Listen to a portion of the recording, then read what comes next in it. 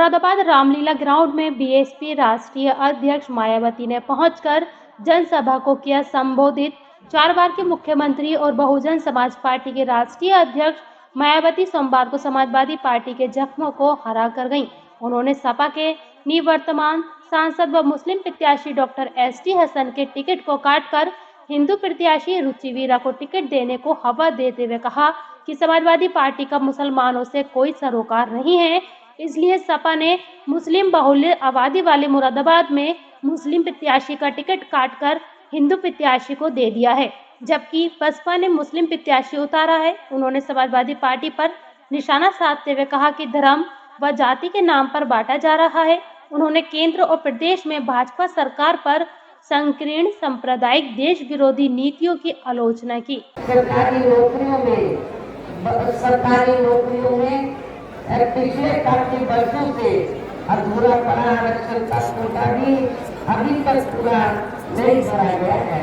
विशेषकर एससी व एसटी वर्गों के सरकारी कर्मचारियों का पदोन्नति में आरक्षण भी अब काफी हद तक प्रभावी बना दिया गया है।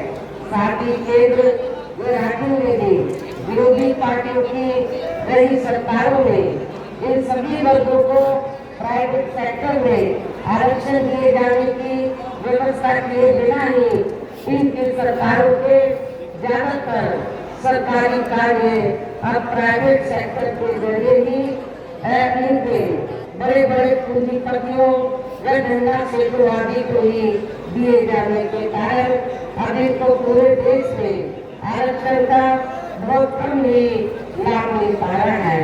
इसी प्रकार इनका अन्य मामलों में भी शोषण व उत्पीड़न आदि होना अभी तक भी बंद नहीं हुआ है। इनके साथ साथ मुस्लिम व अन्य धार्मिक अल्पसंख्यक समाज के लोगों की भी हालत हर स्तर पर यह काफी ज्यादा खराब व दयनीय बनी हुई है। इसकी जानकारी आप लोगों को भी है, खासकर मुस्लिम समाज के लोगों को इसकी काफी कुछ जानकारी है। इतना ही नहीं बल्कि पिछले कुछ वर्षों से केंद्र व अधिकांश राज्यों में भी बीजेपी व आरएसएस की सरकारों से चलते हुए अब इनका विकास एवं उत्थान आदि होना भी काफी हद तक बलशाली हो गया है। आए दिन इन पर खासकर धर्म की आड़ में कोई गोली जाती भी या काफी ज्यादा चरम सीमा पर पहुंच चुकी है। हिंदुत्व की आड़ में इनका काफी ज्यादा शोषण किया जा रहा है। इनके साथ साथ अपन समाज में से विशेषकर गरीब लोगों की भी हालत हमें तो खास करके नजर नहीं आती है। इनकी गलत कृषि नीतियों के कारण ही किसान वर्ग भी आए दिन आंदोलित ही रहता है और पिछले कुछ वर्षों से तो आए दिन किसान सड़कों पर ही अपनी आवाज उठाता है। साथ ही इनकी गलत आर्थिक नीतियों की वजह से देश की अर्थव्यवस्था पर भी इसका काफी बुरा प्रभाव पड़ रहा है, जिससे यहाँ विशेषकर छोटे एवं मध्यम वर्गीय व्यापारी वर्ग भी काफी ज्यादा दुखी व परेशान है। और अब केंद्र में पूर्व की सरकारों की तरह ही वर्तमान भाजपा सरकार ने भी जहाँ पूरे देश में गरीबी, बेरोजगारी एवं महंगाई आदि भी काफी ज्यादा बढ़ रही है। देश के हर स्तर पर फैला भ्रष्टाचार भी अभी तक कम नहीं हुआ है, अर्थात काफी बढ़ा हुआ है। साथ ही अपने देश की सीमाएं भी अभी तक पूरे तौर से सुरक्षित नहीं है। ये भी बड़ी चिंता की बात है।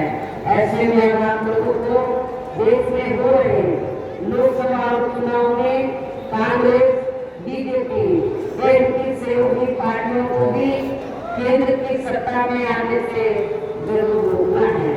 जिनकी गलत नीतियों व गलत कार्य प्रणाली आदि को आप लोग काफी हद तक आजमा भी चुके हैं।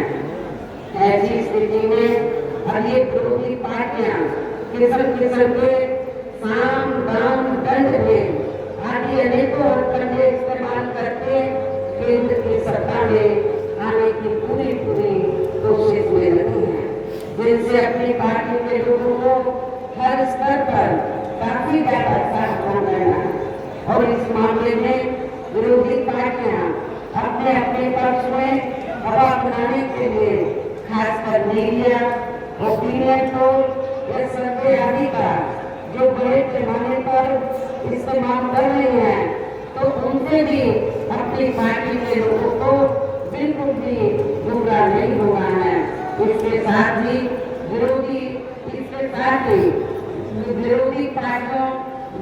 पार्टियों के विभिन्न ग्रुपों में जारी किए गए इनके हवाई व प्रलोभन भरे चुनावी घोषणा पत्रों और वायदों आदि के घटनाओं में भी अपनी पार्टी के लोगों को कतई नहीं आना है।